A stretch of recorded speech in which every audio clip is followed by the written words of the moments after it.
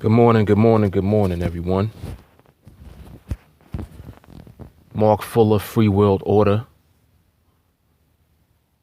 Very interesting morning. On yesterday, and before I even get into my topic, let me thank everyone for liking us on Facebook, subscribing to the YouTube channel, and for contributing to the Free World Order financially,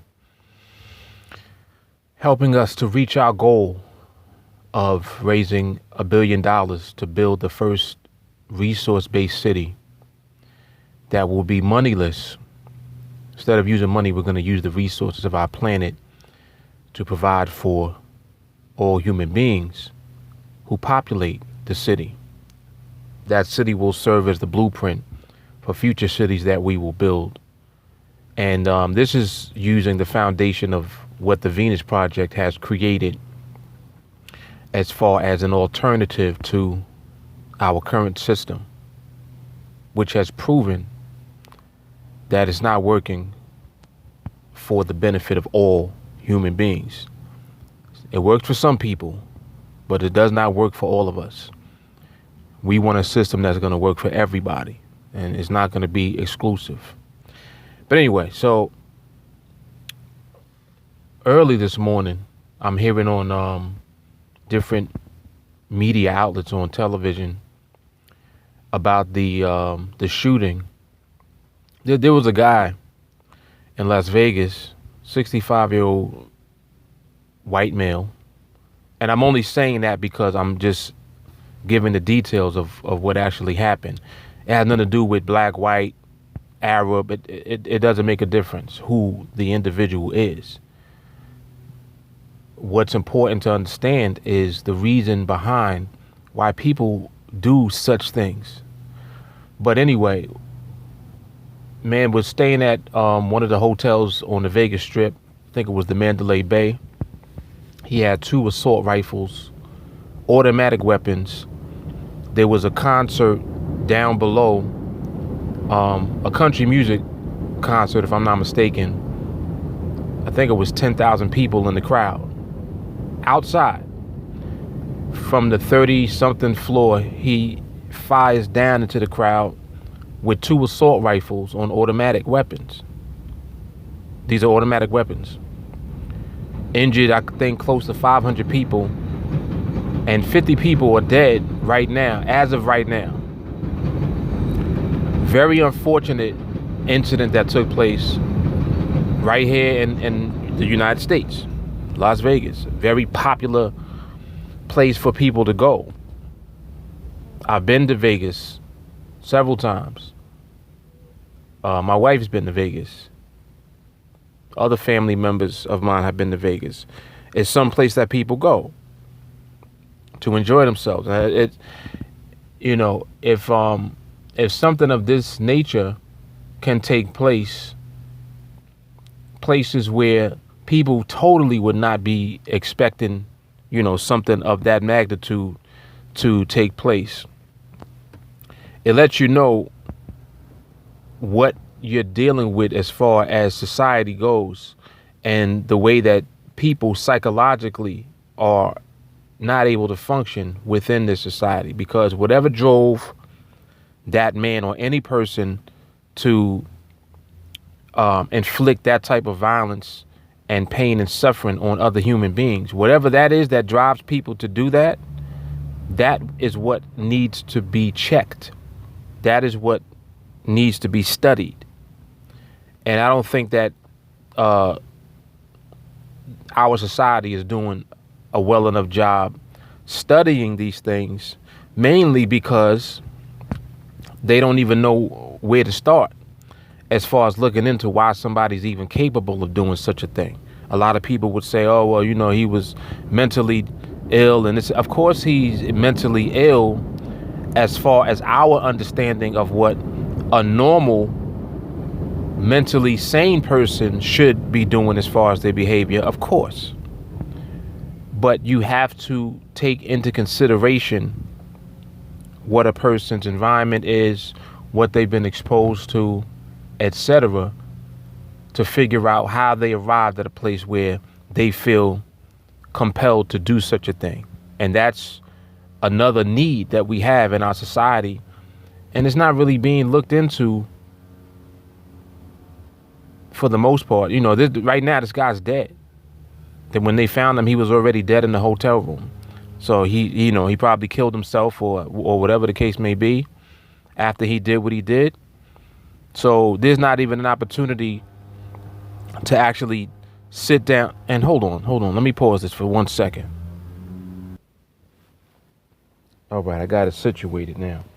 Yeah, so the guy's dead. There's no opportunity to even talk to him now as far as a psychiatrist or, psychologist. No one can talk to him really to get a better idea of where he was at mentally to have done such a thing. And this is information that we need in society, because the more that we can learn about the way people are exposed and what type of environment they're living in, the more we know about that, the closer we'll become to being able to change the way that people behave. But let me tell you something that I know for a fact has a lot to do with the way that people behave right now. When you're functioning inside of a system that perpetuates the same type of behavior and almost glorifies behavior through different avenues. I mean, just to give you an example, video games. You got a lot of gun games out there, a lot of violent games. And okay, it's entertainment. Is it? Or is it actually feeding the culture of violence in society that we're living in? The way that the military is trained, soldiers are trained to follow orders. They're not trained to ask questions or to question the authority of their superiors at all on any level. So if you're instructed to kill, you're assuming that it's in the best interest of the country that you're serving, right? That's what you assume, even though it may not necessarily be the case. The bottom line is that people follow, for the most part. Most people follow. They don't use their own thought. They're thinking based on the information that is being given to them, and that's the way that they make choices in their own life. So if the system that we're a part of perpetuates and glorifies certain things, just like in our system, rich people are glorified. People that have achieved success are glorified. Now, the way that they've achieved success is irrelevant. The bottom line is that they've achieved that success, and for that reason, you look up to them. You look up to them.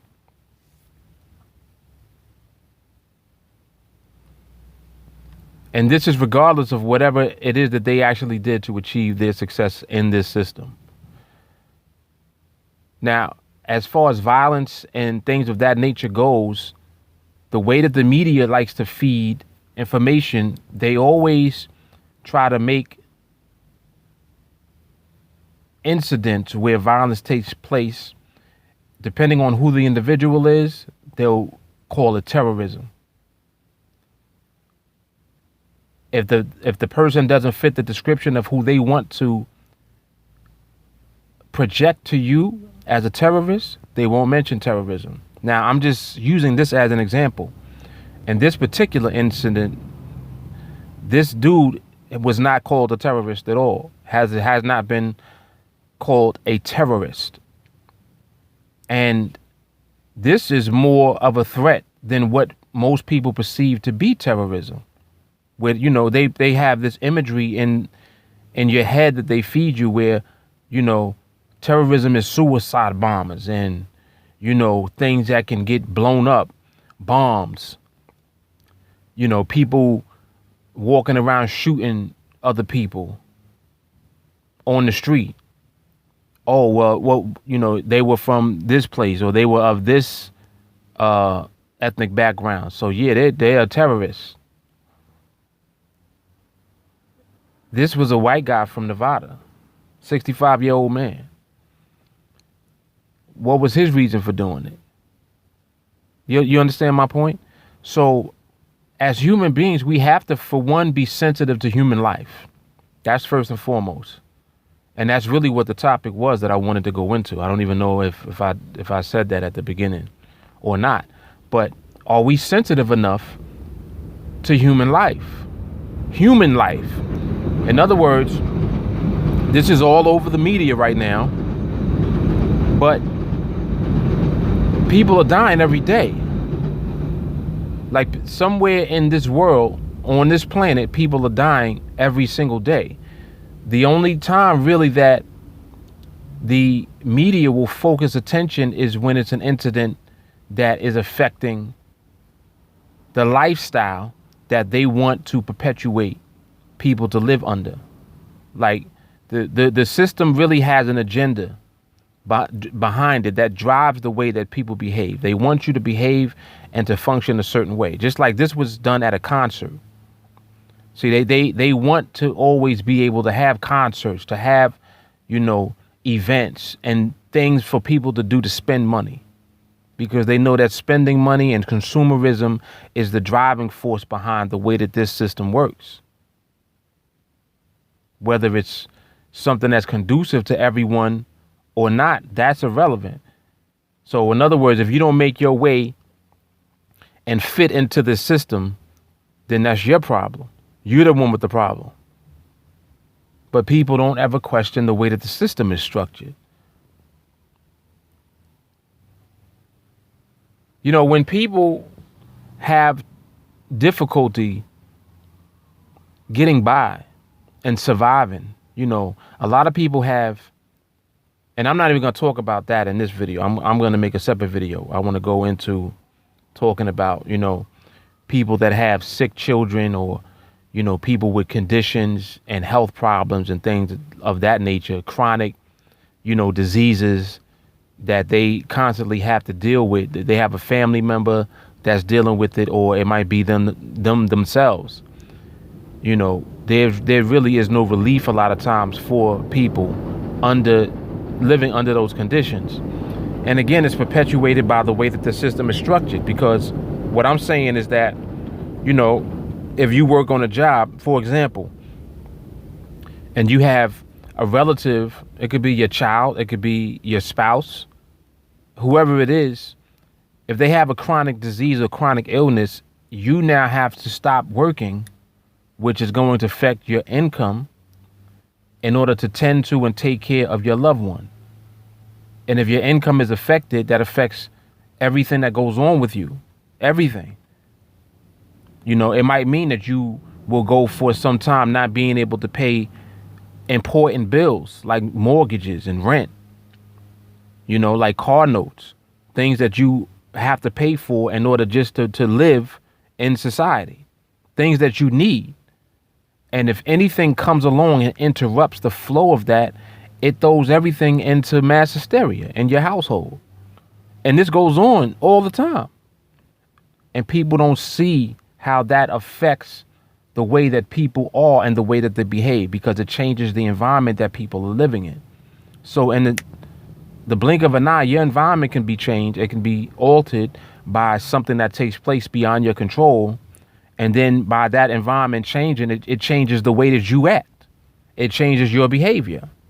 So if your behavior is changed as a result of something, that's like an anomaly, something that took place, that could happen to anyone. It's not just, exclusive to you or to certain people. It's something that could have happened to anybody. One little thing goes wrong, and now everything is affected in that person's life. And it changes and alters their behavior at the same time. And it can be on different levels. Just like I was saying, people don't know what this man experienced in his life that led up to him wanting to do such a thing. and they'll just dismiss it. Oh, he was mentally ill. He was crazy. You know, he was this, he was that. It's very easy to dismiss and to give an explanation to something that you really don't understand. It's easy to, you know, you could be like, oh, well, you know, he just was an old, disgruntled, mean old man. He wanted to hurt people. But why? Why? What was the reason behind, what led up to him getting to the point where he wanted to even do such a thing is the point. And we won't know that until we further look into what people are actually exposed to in their environment to figure out why they behave the way that they do. So again, this leads back into the system that is being used and what the alternative to this system can be. Because if you don't provide for all people and there's a disparity and things are disproportionate, what do you think is going to be the end result of that? What do you think people do when they don't have access to the things of life that they need? Things that you take for granted because you have access to them all the time. What do you think somebody who is in a position where they don't have access to those things will do? Are these people born this way? When people behave the way that they do, are they born like that? Or are they created? So you got to look at this. Is society creating this? And what is creating society?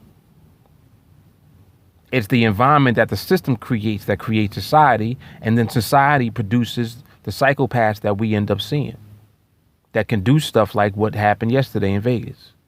So let me end the video on that note. I got another video coming. I want to talk about some other things. But in any case, make sure that you subscribe to the YouTube channel, like us on Facebook, and get yourself a monthly contribution plan. Help us reach our goal of raising $1 billion so that we can build the first resource-based city that provides for all and not just some. Because life will be a lot different if we start providing for all people instead of separating classes, colors, you know, male and female. There should be no separation amongst human beings, regardless of how you look, what your color is, where you're from, what language you speak, what your background is, what your culture is. It doesn't make a difference. If people are provided for, they behave differently. If they're not provided for, you see what can happen. You see what it is. So on that note, I'm out, Mark Fuller. You guys take care. Please share the content. Watch these videos. Make sure that you give feedback and let's engage and open up the dialogue. All right. Mark Fuller. Deuce.